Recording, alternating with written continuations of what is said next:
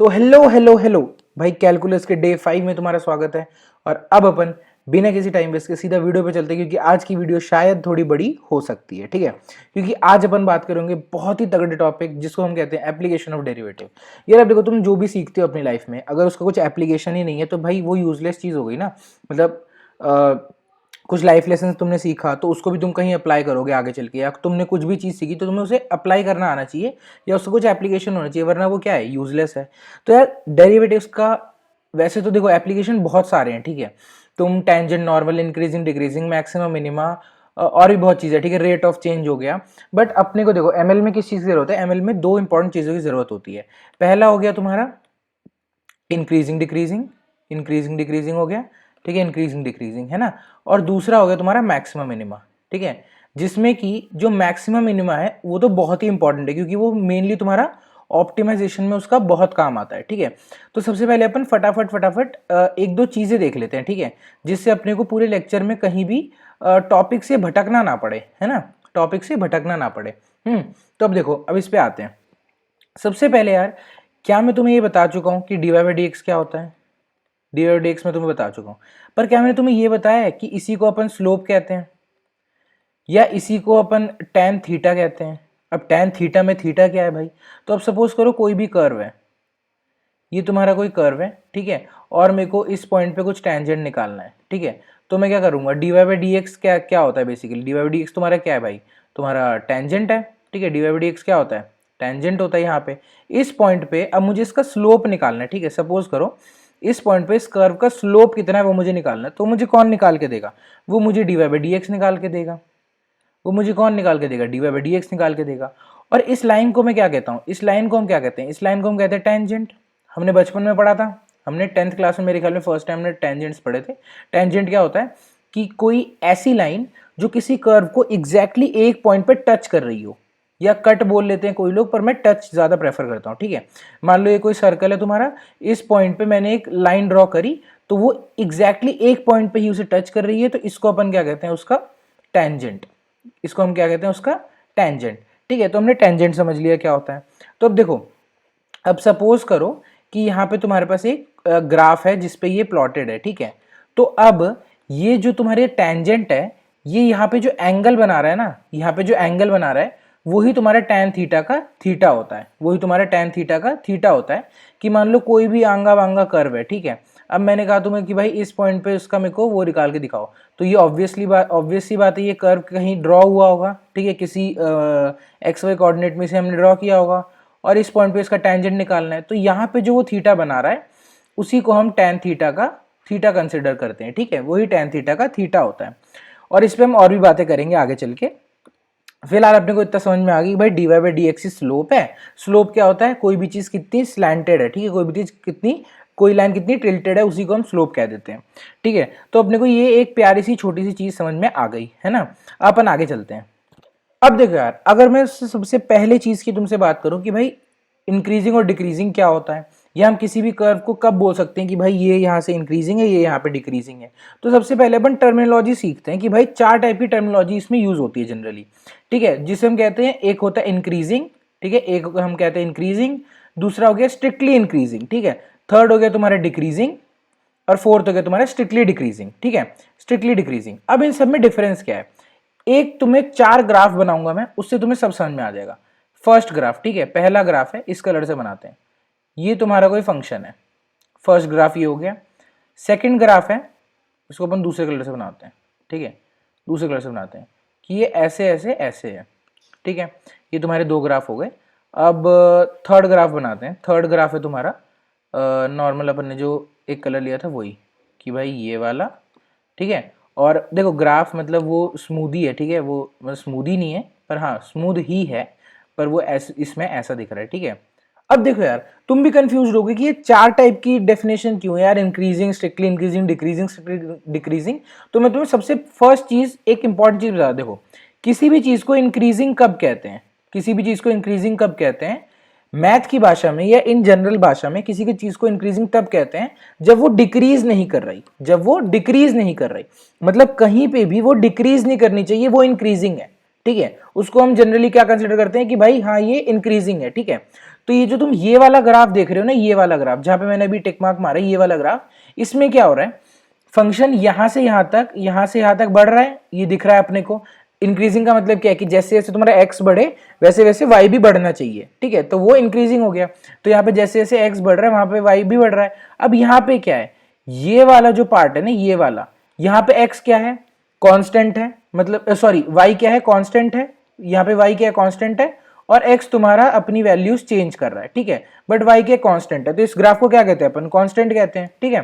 तो यहाँ पे कांस्टेंट है और यहां से लेकर यहां तक ये फिर से इंक्रीज कर रहा है, मतलब ये ग्राफ कहीं भी डिक्रीज नहीं हुआ, कहीं भी ये ऐसे नीचे साइड नहीं गया, ठीक है ना। तो इसे हम क्या कहते हैं, इसे हम कहते हैं इंक्रीजिंग ग्राफ, ठीक है। कोई ऐसा ग्राफ जो कहीं भी डिक्रीज ना कर रहा हो, या कोई ऐसा फंक्शन जो डिक्रीज ना कर रहा हो, उसे हम इंक्रीजिंग फंक्शन कहते हैं। अब देखो स्ट्रिक्टली इंक्रीजिंग क्या हो गया, अब तो तुम अंदाजा लगा सकते हो, स्ट्रिक्टली इंक्रीजिंग मतलब कि भाई वो कांस्टेंट भी नहीं होना चाहिए, वो सिर्फ इंक्रीज करना चाहिए, जैसे कि ये वाला ग्राफ, ठीक है। तो ये फर्स्ट नंबर ग्राफ ये बोल दे रहा हूं मैं, इसे बोल दे रहा हूं सेकंड नंबर ग्राफ, ठीक है। तो फर्स्ट ग्राफ क्या है, first graph is always increasing, मतलब वो कहीं भी कांस्टेंट नहीं है उसके पूरे इंटरवल में, ठीक है। मान लो यहाँ पे मैंने x1 ले लिया, कुछ यहाँ पे x2 ले लिया, तो इस पूरे इंटरवल में वो डिक्रीज नहीं हो रहा, वो कांस्टेंट नहीं है, तो ये क्या हो गया, strictly increasing. And similar in the case of decreasing, ये वाला ग्राफ तुम्हारा क्या है, ये तुम्हारा स्ट्रिक्टली डिक्रीजिंग है, क्योंकि इसमें इस पूरे इंटरवल के बीच ये कहीं भी कांस्टेंट नहीं हो रहा और ये कहीं भी इंक्रीज नहीं कर रहा, तो ये क्या हो गया, स्ट्रिक्टली डिक्रीजिंग हो गया। ये ग्राफ क्या है, देखो मेरी ड्राइंग बहुत खराब है, तो इस पार्ट को ना तुम कांस्टेंट कंसिडर करना, इस पार्ट को कांस्टेंट कंसिडर करना, ये लाइन सीधी है, ठीक है। तो ये क्या हो रहा है ग्राफ, ये ग्राफ भी कहीं भी इंक्रीज नहीं कर रहा और ना ये कहीं पे और मतलब बेसिकली कहीं भी इंक्रीज नहीं कर रहा, तो ये क्या हो गया, डिक्रीजिंग ग्राफ। इसे हम स्ट्रिक्टली डिक्रीजिंग नहीं कहेंगे क्योंकि ये बीच में कांस्टेंट है, ठीक है। तो हमने ये चार टाइप के ग्राफ देख लिए, कि भाई यहाँ पे इंक्रीजिंग क्या होता है, स्ट्रिक्टली इंक्रीजिंग क्या होता है, डिक्रीजिंग क्या होता है और स्ट्रिक्टली डिक्रीजिंग क्या होता है। ये चीज अपने को समझ में आ गई, ठीक है। अब अपन बात करते हैं यार, अगर मेरे को इसको मैथमेटिकली डिफाइन करना हुआ तो भाई बहुत सिंपल है। अगर मैथमेटिकली अपने को डिफाइन करना है तो हम इस सबसे पहले इस बोर्ड को थोड़ा कर लेते हैं साफ, और मैं ये चार ग्राफ दोबारा बना लेता हूँ। तो ये देखो हम अपने चार ग्राफ के साथ रेडी हैं, तो अब मैं तुम्हें धीरे धीरे बताता हूँ सब चीज़ें कैसे कैसे काम करती हैं। अब देखो स्ट्रिक्टली इंक्रीजिंग है ये वाला, तो मैं यहाँ पे कोई भी दो पॉइंट्स ले लूँ, अगर x1 x2, तो मैं कब कहूँगा मैथमेटिकली, मैं सिर्फ एक को एक्सप्लेन करूंगा, इसका बहुत कोई इंपॉर्टेंस नहीं है ज़्यादा, तो मैं एक को एक्सप्लेन करूंगा, बाकी तुम्हें खुद से समझ में आ जाएंगे। तो देखो इस वाले x1 पे जो f ऑफ x की वैल्यू होगी वो क्या होगी, f ऑफ x1, कोई ये फंक्शन है, ठीक है, कोई भी फंक्शन है, उसकी x1 पॉइंट पे क्या होगा, f ऑफ x1 वैल्यू होगी, और इस पॉइंट पे क्या होगी, f ऑफ x2, ठीक है, कि मैं फंक्शन में x1 डालूंगा चाहे x2 डालूंगा, ठीक है। या अपन अगर तुम्हें ऐसे नहीं समझ में आ रहा तो मैं ये वाला ग्राफ ड्रॉ कर देता हूँ जो हमने कल ही के लेक्चर में देखा था।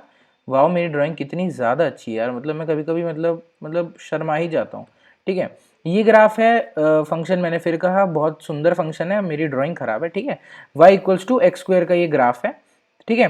तो इस ग्राफ में तुम देख सकते हो ये वाला जो पॉइंट है, सपोज ये तुम्हारा 0,0 है ना, यहाँ पे कोई पॉइंट तुम्हारा हम 2,4 ले लेते हैं, ठीक है। तो ऐसे कोई पॉइंट है, इस पूरे इंटरवल में ये क्या कर रहा है, हमेशा इंक्रीज कर रहा है, ठीक है। तुम कैसे निकालोगे, तो इस वाले पॉइंट पे मतलब ये जो तुम्हारा 0,0 वाला पॉइंट है, इस पे तुम फंक्शन की वैल्यू निकालोगे और इस पे निकालोगे, तो हमेशा क्या होगा कि सपोज ये x2 है, यहाँ पे तुम्हारा x1 है, तो f ऑफ x2 क्या होगा, हमेशा तुम्हारा ग्रेटर देन होगा f ऑफ x1 के, ठीक है। हमेशा इंक्रीजिंग है तो हमेशा क्या होगा, ग्रेटर देन होगा, अगर स्ट्रिक्टली इंक्रीजिंग है तो। अब देखो अगर मेरा फंक्शन सिर्फ इंक्रीजिंग है, ये तो था क्या तुम्हारा स्ट्रिक्टली इंक्रीजिंग, ठीक है, स्ट्रिक्टली इंक्रीजिंग का था, और ये नॉर्मली इंक्रीजिंग मतलब कि सिर्फ इंक्रीजिंग फंक्शन है, मतलब कि ये कहीं पे कांस्टेंट भी हो सकता है।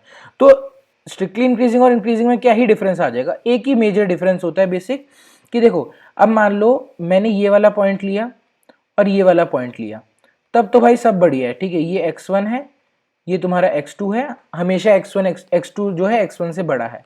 बट देखो ऐसा है ना कि ये वाला पॉइंट भी आ सकता है और ये वाला पॉइंट भी आ सकता है, ठीक है। तो मान लो ये तुम्हारा कोई x3 हो गया और ये तुम्हारा कोई x4 हो गया।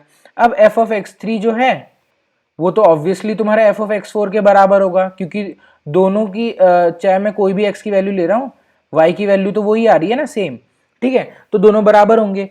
तो जो ये कंडीशन है ना तुम्हारी f of x2 greater than f of x1, ये हमेशा ट्रू होती है स्ट्रिक्टली इंक्रीजिंग में। और इसी कंडीशन को मैं थोड़ा सा मॉडिफाई कर दूं ना, मतलब greater than equal to sign बस लगाना है मुझे, और ये तुम्हारा हो गया इंक्रीजिंग फंक्शन का डेफिनेशन मैथमेटिकली, ठीक है। सिमिलरली तुम डिक्रीजिंग में बस लेस देन लगा दोगे तो हो जाएगा, ठीक है। तो ये अपन ने समझ लिया क्या होगा, इंक्रीजिंग डिक्रीजिंग फंक्शन हमें समझ में आ गया, हमें थोड़ा बहुत स्लोप का ज्ञान आ गया। अब हम चलते हैं अपना मेन मोटिव जो कि है मैक्सिमा और मिनिमा पे, ठीक है। अब देखो यार, अब अपन चलते हैं मैक्सिमम मिनिमा पे। तो भाई मैक्सिमम मिनिमा है क्या, देखो इन दोनों वर्ड से तुम्हें क्या समझ में आ रहा है कि what is maximum what is minima. तो भाई मैक्सिमम मिनिमा सिंपली को हम क्या कह सकते हैं, मैक्सिमम मतलब कि कोई मैक्सिमम पॉइंट है, मिनिमा मतलब एक मिनिमम पॉइंट है। अब देखो यहां भी लोगों को चैन नहीं आया, तो यहाँ पे भी उन्होंने दो टाइप के कैटेगराइजेशन कर दिया है, जिसको हम नॉर्मली हम कहते हैं लोकल मैक्सिमा या लोकल मिनिमा, और एक होता है तुम्हारा ग्लोबल। वाह यार, मतलब राइटिंग भी भाई शाबाश।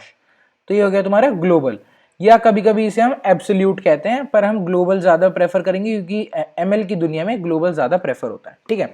तो भाई लोकल मैक्सिमम ग्लोबल मैक्सिमम या लोकल मिनिमम ग्लोबल मिनिमम में फर्क क्या होता है, देखो इनमें फर्क जानने से पहले ना मैं तुम्हें बताता हूँ मैक्सिमम मिनिमम होता क्या है, ठीक है। तो मैक्सिमम मिनिमा क्या है भाई, किसी भी फंक्शन का मैक्सिमम पॉइंट या तो मिनिमम पॉइंट। अब देखो अगर मैं तुम्हारे सामने ये चीज ड्रॉ करता हूँ, दो ग्राफ मैंने तुम्हारे सामने ड्रॉ किए हैं, बिल्कुल यार पूरी मैथ्स ना बिल्कुल इंट्यूटिव होती है, फालतू में लोगों ने इसे डिफिकल्ट बना रखा है, पूरी मैथ्स इंट्यूटिव है, ठीक है। अब देखो यार, जैसे कि मैंने कहा था पूरी मैथ्स क्या है भाई तुम्हारी इंट्यूटिव है। अब मैं तुम्हें बताता हूँ कैसे। अब देखो ये पॉइंट को तुम क्या बोलोगे, फर्स्ट ग्राफ में जिस पॉइंट पे ये एक्स एक्सिस को टच कर रहा है उसको क्या बोलोगे भाई, इसको क्या कोई भी बंदा बिना मैथ्स का, मतलब मैथ्स उसे कुछ नहीं आता, ठीक है, उसे कुछ नहीं आता, फिर भी तुम पूछोगे ये ग्राफ की मिनिमम वैल्यू कहाँ है, तो भाई वो यही बताएगा मिनिमम वैल्यू, ठीक है। ऑब्वियसली यही उसकी मिनिमम वैल्यू है, क्यों, क्योंकि देखो मिनिमम किसी का तुम कैसे बता सकते हो, तुम उसके आजू बाजू देखोगे, ठीक है, तुमने अपने आसपास देखा। अब तुम मिनिमम कब हो सकते हो, ठीक है, मिनिमम तब हो सकते हो जब तुमने अपने राइट साइड देखा और सारी वैल्यूज तुमसे बड़ी हैं, सारी वैल्यूज तुमसे बड़ी हैं। तुमने अपने लेफ्ट साइड देखा तो भी सारी वैल्यूज तुमसे बड़ी हैं, मतलब तुम अपने आजू बाजू में सबसे छोटे हो, तो तुम क्या हो गए भाई, मिनिमम वैल्यू हो गई। अब तुम इसे कैसे देख सकते हो भाई, तुम्हारे क्लास में मार्क्स आते हैं, क्लास में मार्क्स आते हैं। अब सपोज करो कोई ऐसा बच्चा है जिसके सबसे कम मार्क्स हैं, ठीक है, जो अपने आसपास देख रहा है सबके उसके सबसे उसके ज्यादा ही मार्क्स हैं, तो भाई क्या हो गया, वो उसकी क्या हो गई, मिनिमम मार्क्स हो गए, तो वो हो गया मिनिमा क्लास का, ठीक है। मैक्सिमा क्या हो गया, अब भाई मैक्सिमम देख लो सेकंड वाले ग्राफ में, मैक्सिमम क्या हो गया, तुमने अपने लेफ्ट में देखा तुम्हारे से सारी के वैल्यूज कम है, तुमने अपने राइट में देखा तुम्हारे से सब कम है, तो तुम क्या हो गए भाई, बिल्कुल तुम क्या हो गए, चौड़े में तुम बोलोगे भाई I am the maxima, I am the maxima. अब देखो इसको बिल्कुल इजीली मैं तुम्हें बताता हूं कि लोकल और ग्लोबल क्या होता है। अब देखो तुम अपनी क्लास में पढ़ रहे हो, ठीक है, तुम अपनी क्लास में हो, तुम सपोज 11th क्लास में हो या 12th क्लास में हो, सपोज करो कॉलेज में हो। अब कॉलेज में तुम्हारा कोई सब्जेक्ट है एमएल को लेके, इंट्रो टू एमएल करके तुम्हारा कोई सब्जेक्ट है, उसमें तुम्हारे कुछ मार्क्स आए, तुमने अपनी क्लास में टॉप मार दिया, सपोज तुम्हारे 100 में से 88 मार्क्स आए हैं। अब तुम्हारा क्या हो गया, 88 मार्क्स आ गए। पर जैसे ही तुम बाहर निकले तो तुम्हारे भाई एआई के मान लो 4 बैचेस हैं, अब उनके भी मार्क्स आए होंगे कुछ ना कुछ सेम सब्जेक्ट में, तो किसी बच्चे ने 95 स्कोर किया है, किसी बच्चे ने 95 स्कोर किया है।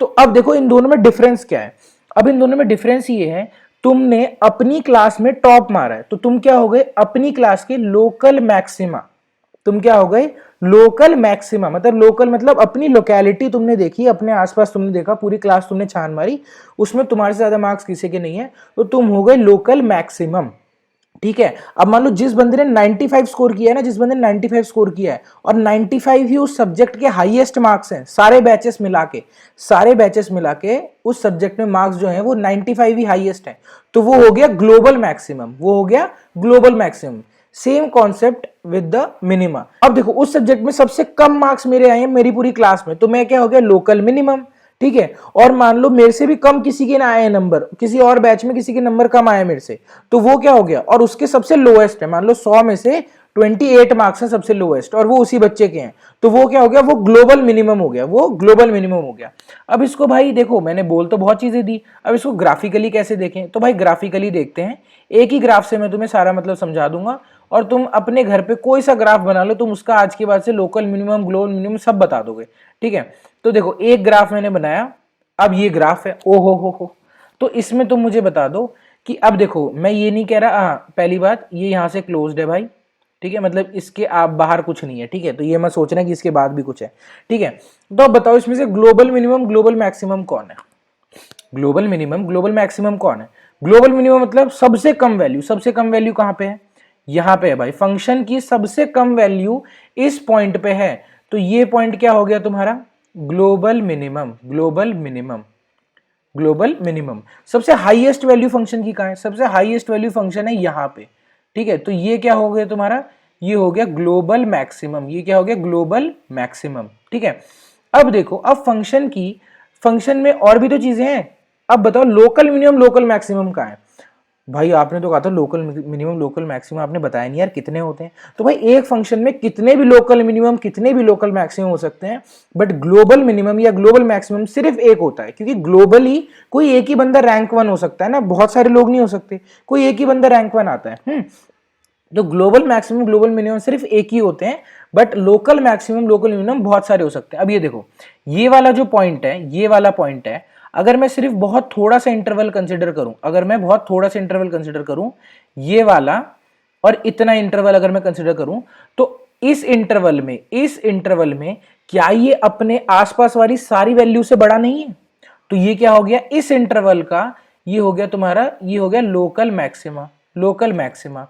वैसे ही ये वाला जो पॉइंट है सेकंड वाला, ठीक है, उसके लिए भी अगर तुम कोई इंटरवल एक कंसिडर कर लो, तो वो उस इंटरवल में तुम्हारा सबसे मिनिमम है, तो ये हो गया तुम्हारा लोकल मिनिमम, लोकल मिनिमम। अब और भी हैं, ये भी तुम्हारा ग्लोबल सॉरी लोकल मैक्सिमा है, ये वाला पॉइंट है, ये भी तुम्हारा लोकल मिनिमा है। तो लोकल मैक्सिमम लोकल मिनिमम कितने भी हो सकते हैं, ग्लोबल मैक्सिमम ग्लोबल मिनिमम एक ही होता है, ठीक है। अब यार ये सब तो बात ठीक है, इसमें dy बाई डी एक्स कहां से आया। ये सब तो आपने मतलब बड़े मतलब बिना समझ आ दिया, मैथ्स वैथ्स कुछ लिखी नहीं, सब आपने ऐसे बता दिया है।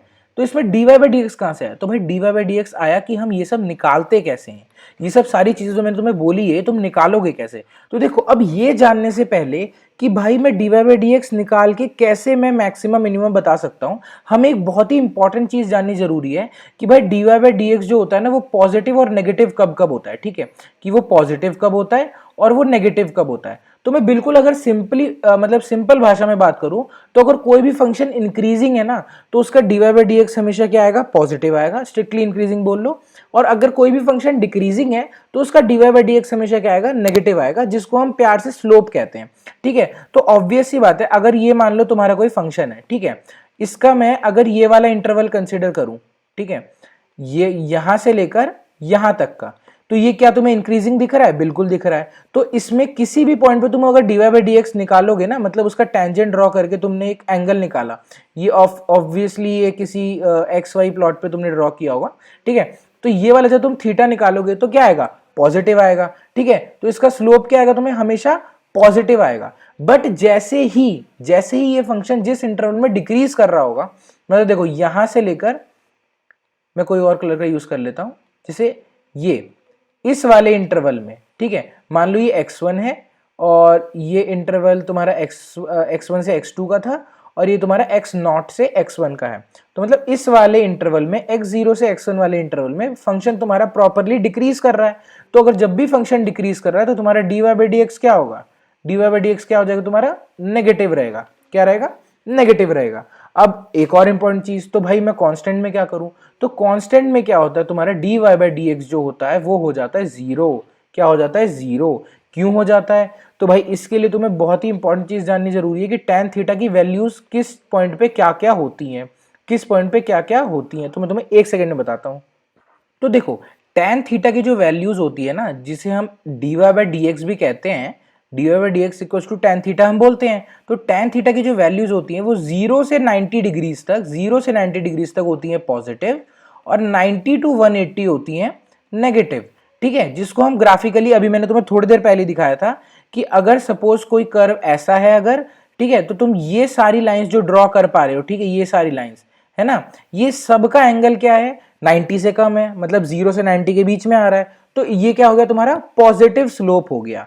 तो मतलब कि क्या हो गया, dy बाई डी एक्स जो है, यार इसको मैं थोड़ा सा ना मतलब y1 बोलूंगा या y डैश बोलूंगा, y डैश तुम्हारा हो गया पॉजिटिव, ठीक है। और यहां तुम जितने बना रहे हो, लेफ्ट साइड तुम जितने भी वो एंगल बना रहे हो, तो देखो मैं साफ सुथरा बना देता हूं एक बार। यहां पे तुमने ये कोई कर्व बनाया और ये तुम्हारा कोई टेंजेंट है, तो जो एंगल हमेशा हम देखते हैं, एंगल हमेशा एक्स एक्सिस से देखते हैं। तो एक्स एक्सिस से इसका एंगल क्या हुआ, ये थीटा है। तो ये क्या है तुम्हारा, ग्रेटर देन 90 डिग्रीज है, मतलब 90 से 180 की रेंज में है। तो यहाँ पे क्या हो गया, ये तुम्हारा स्लोप कह लो या वाई डैश कह लो या dy बाई डी एक्स कह लो, वो हो गया तुम्हारा नेगेटिव। तो हमने ये जान लिया कि भाई dy by D x negative positive कब कब होता है, अगर थीटा की वैल्यू 0 से 90 के बीच में है तो पॉजिटिव, 90 से 180 है तो नेगेटिव। ठीक है, अब अपन आगे बढ़ते हैं। ठीक है, तो जैसे मैं बात कर रहा था कि भाई मैक्सिमम मिनिमा में क्या काम है, मतलब इसका dy बाई डी एक्स कैसे फाइंड करेगा। तो सपोज करते हैं कोई ग्राफ, ठीक है, ये तुमने कोई ग्राफ ड्रॉ कर लिया, बिल्कुल ही गंदी ड्राइंग मेरी। ठीक है, इस पॉइंट पे हमने देखा कि भाई मेरे को ये पता चल गया अभी तक के डिस्कशन से कि ये ग्लोबल क्या है, ग्लोबल मैक्सिमम है, ग्लोबल मैक्सिमम है, क्योंकि और कहीं भी फंक्शन इससे ज्यादा नहीं है, विजुअली मुझे दिख रहा है। इसको मैथमेटिकली कैसे बताऊं, तो मैथमेटिकली बताने के लिए मैं इसके आसपास के डेरिवेटिव्स कैलकुलेट करूंगा, इसके आसपास के डेरिवेटिव्स कैलकुलेट करूंगा। सपोज एक डेरिवेटिव मैंने यहां पे कैलकुलेट किया, मतलब यहां पे मैंने टेंजेंट ड्रॉ कर दिया और यहां पे मैंने dy बाई डी एक्स निकाला, dy बाई डी एक्स निकाला। इसको मैं और एक्सटेंड कर देता हूं, मैं बताता हूं क्यों। एक मैंने यहां पे dy बाई डी एक्स निकाला, एक मैंने यहां पे dy बाई डी एक्स निकाला, इसको मैं एक्सटेंड कर देता हूं। ठीक है, तो अब देखो, अब अगर मैं इसको एक ग्राफ पे सपोज करो प्लॉट कर रहा हूं, एक ग्राफ पे प्लॉट कर रहा हूं, तो क्या मुझे कोई ये बताएगा कि इस वाले का जो ये राइट साइड वाला है, इसका थीटा कितना है, is it greater than 90? Yes, it is greater than 90। और भाई ये जो लेफ्ट वाला है, इसका थीटा कितना है एक्स एक्सिस से, ये तो भाई मुझे ना, ये तो मुझे 90 से कम दिख रहा है, तो it is less than 90 degree. तो मतलब क्या है, लेफ्ट वाला dy by D x is positive and right वाला dy by D x is negative, मतलब इज लेस देन 0।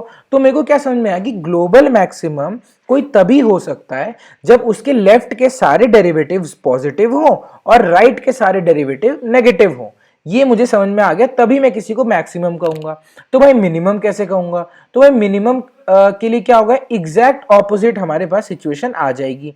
मिनिमम के लिए अभी हमने थोड़ी देर पहले ही हमने ग्राफ देखा था कि भाई किसका ग्राफ ड्रॉ करते हैं, सबसे इजी ग्राफ है भाई y equals to X square, हम ड्रॉ कर लेंगे तो उससे हमें पता चल जाएगा। ये हमने एक ग्राफ प्लॉट कर लिया और यहाँ पे हमने y equals to X square plot कर दिया, y equals to X square plot कर दिया। अब यहाँ पे सेम चीज मैं फॉलो करता हूँ कि भाई एक डेरिवेटिव मैं यहाँ पे ले लेता हूँ किसी पॉइंट पे, और एक डेरिवेटिव मैंने यहाँ पे ले लिया किसी पॉइंट पे। ठीक है, इसे मतलब कर्व पे ही मान लो। तो देखो अब ये एंगल तुम्हारा क्या है, इज इट ग्रेटर देन 90 और less than 90? It is less than 90। तो भाई लेस देन 90 है तो इट इज ग्रेटर देन 0, मतलब कि क्या है तुम्हारा, मतलब कि क्या है कि dy बाई डी एक्स जो है वो तुम्हारा ग्रेटर देन 0 है, यानी कि पॉजिटिव है। और इसका क्या है, इसका थीटा क्या है भाई, इसका अगर मैं एक्स एक्सिस से थीटा लेता हूं तो it is greater than 90 degree, तो ये क्या हो गया तुम्हारा, ये वाला y डैश की वैल्यू क्या हो गई, less than 0, which means it is negative. तो हमें सिंपल सा पता चल गया कि अगर कोई मिनिमा होगा और उसका अगर मैं राइट साइड डेरिवेटिव निकालूंगा ना तो वो पॉजिटिव आएगा, ये कंफर्म हो गया। और अगर मैं उसका लेफ्ट साइड डेरिवेटिव निकालूंगा ना तो भाई वो नेगेटिव आएगा। तो अगर कोई पॉइंट मैक्सिमम है और अगर कोई पॉइंट मिनिमम है तो उन दोनों में डेरिवेटिव्स का क्या रोल है, ये मैंने तुम्हें क्लियर कट बात समझा दी। ठीक है, तो भाई इससे हमें फर्क क्या पड़ता है, इससे फर्क ये पड़ता है कि अब जब हम आगे वाले लेक्चर्स में जब हम चीजों को ऑप्टिमाइज कर रहे होंगे ना कि यार मेरे को ये फंक्शन को ऑप्टिमाइज करना है या मुझे इस फंक्शन का मिनिमा निकालना है। ठीक है, सपोज तुम्हारे पास, हम एमएल में कॉस्ट फंक्शंस यूज करते हैं, तो एक कॉस्ट फंक्शन का मैं एग्जांपल लेता हूं। देखो एक कॉस्ट फंक्शन हमारे पास होता है y माइनस वाई हैट का होल स्क्वायर डिवाइडेड बाय, तुम n ले लो 2n ले लो, जो भी लेना है ले लो। ठीक है, डिवाइडेड बाय n, तो इसे हम बोलते हैं एमएससी। अब इसको हम कहते हैं कि भाई मुझे इसका मिनिमा निकालना है। हम क्यों बोलते हैं, क्योंकि हमेशा हम कॉस्ट को क्या चाहते हैं कि वो मिनिमम रहे, हमेशा कॉस्ट तुम्हारी क्या रहनी चाहिए, मिनिमम रहनी चाहिए। तो हम किसी भी कॉस्ट का क्या करते हैं कि ऐसे पैरामीटर्स की वैल्यू निकालते हैं जिसपे वो मिनिमा है। तो वो कैसे होता है, इसको हम क्या करते हैं, डिफरेंशिएट करते हैं, इसको हम dy बाई डी एक्स निकालते हैं, dx नहीं मतलब जो भी तुम्हारा पैरामीटर होगा थीटा, तो उसके रिस्पेक्ट में हम इसे डिफरेंशिएट करते हैं। ठीक है, उससे क्या होता है, उससे हमें ऐसी वैल्यूज मिलते हैं जिसपे ये कॉस्ट मिनिमम आएगी। ठीक है, तो ये तुम्हारा बैकएंड में चल रहा होता है। ये सब तुम जो एमएल एल्गोरिथम लगा देते हो फटाक से बिल्कुल लाइब्रेरी यूज करके, तो उसमें बैकएंड में वो कॉस्ट ऐसे मिनिमाइज कर रहा होता है, ऐसे ऑप्टिमाइज कर रहा होता है। ठीक है, तो भाई मैंने तुम्हें एप्लीकेशन और डेरिवेटिव का बिल्कुल क्रक्स समझा दिया कि भाई हाँ, दो चीजें मेरे को यूज होती हैं। एक मेरे पास इंक्रीजिंग डिक्रीजिंग है, जो मुझे पता चल गया कि फंक्शन इंक्रीज कब होता है, डिक्रीज कब होता है। मेरे को कैसे पता चलेगा, मैं उसको आजू बाजू की वैल्यूज देख लूंगा, अगर वो आजू बाजू वैल्यूज से फंक्शन इंक्रीज कब हो रहा है, डिक्रीज कब हो रहा है, उससे मुझे पता चल जाएगा। फिर हमने बात कर ली यार मैक्सिमम मिनिमा क्या होता है। मैक्सिमम मिनिमा हमने सॉल्व करके भी देख लिया कि भाई मैक्सिमा कब आता है, मिनिमा कब आता है, वो हमें डेरिवेटिव से कैसे पता चलता है। ठीक है, विजुअली तो हमें पता चल रहा है, बट हमें डेरिवेटिव से कैसे पता चलता है, और कितने टाइप के होते हैं, लोकल ग्लोबल, वो भी हमें पता चल गया। तो यार आज के लिए मुझे लग रहा है बहुत हैवी डोज हो गया है, तो भाई रिवाइज करो, पढ़ाई करो, मौज करो, बाय।